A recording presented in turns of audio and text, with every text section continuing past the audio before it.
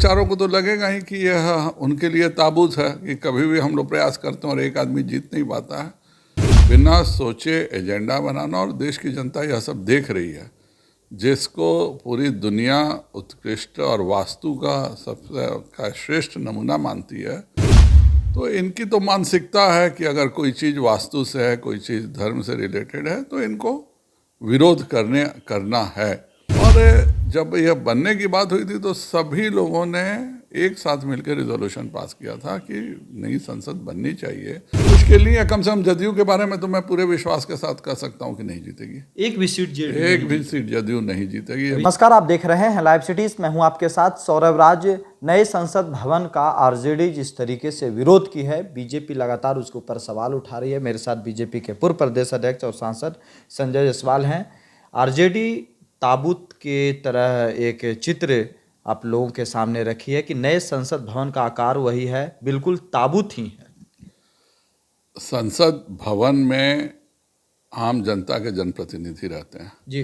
तो जो राजतंत्र पर विश्वास रखते हैं, जिनको इस बात का गुमान है कि मेरे बाप मुख्यमंत्री थे, मेरी माँ मुख्यमंत्री थी, तो नेता बनना मेरा अपना अधिकार है, तो वैसे लोग वैसे ही सोचेंगे ही। और जनता तो उनको ऑलरेडी वहाँ डाल ही चुकी है, क्योंकि यहाँ पर एक भी व्यक्ति राजद से चुन करके लोकसभा नहीं आ सका था। तो उन बेचारों को तो लगेगा ही कि यह उनके लिए ताबूत है कि कभी भी हम लोग प्रयास करते हैं और एक आदमी जीत नहीं पाता है। लेकिन अफसोस की बात यह है कि देश में जिस तरह से विरोधी दल विरोध के नाम पर इस देश को अपमानित कर रहे हैं, इस संसद को अपमानित करने का काम कर रहे हैं, यह बहुत ही दुखद है। बिना सोचे एजेंडा बनाना, और देश की जनता यह सब देख रही है, जिसको पूरी दुनिया उत्कृष्ट और वास्तु का श्रेष्ठ नमूना मानती है। तो इनकी तो मानसिकता है कि अगर कोई चीज़ वास्तु से है, कोई चीज़ धर्म से रिलेटेड है, तो इनको विरोध करना है। और जनता अगर इनको चुन के नहीं भेजेगी तो वह चीज़ इन्हें ताबूत लगेगी। जेडी वाले पैदल मार्च निकाले हैं पटना में, वो विरोध कर रहे हैं। खुद राष्ट्रीय अध्यक्ष ललन सिंह विरोध कर रहे हैं। राष्ट्रीय अध्यक्ष जी को सबसे पहले तो अपने मुख्यमंत्री का विरोध करना चाहिए था। उनको कहना चाहिए था कि चलिए एक बार चुनाव जीत करके और हम लोग फिर से इस महागठबंधन में, हम एक फॉरेन बॉडी की तरह घुसे हुए हैं, एक चुनाव करके और हम लोग चलते हैं। जिस व्यक्ति में इतनी भी मॉरलिटी नहीं हो कि हर बार दल बदल करके भाग जाता हो, वह क्या बात करेगा। आज वो लोग बहुत दुखी हैं, और इसलिए दुखी हैं क्योंकि वह जानते हैं कि देश की जनता ने संसद के दरवाजे उनके लिए बंद कर दिए हैं। इसी दुख को प्रकट ये लोग विभिन्न तरह के विश्वमन के द्वारा करते हैं। नीतीश कुमार कह रहे हैं कि आप लोग इतिहास बदलने की कोशिश कर रहे हैं। क्या जरूरत है 1000 करोड़ का नया पार्लियामेंट बनाने का? उन्होंने क्यों बनाया था?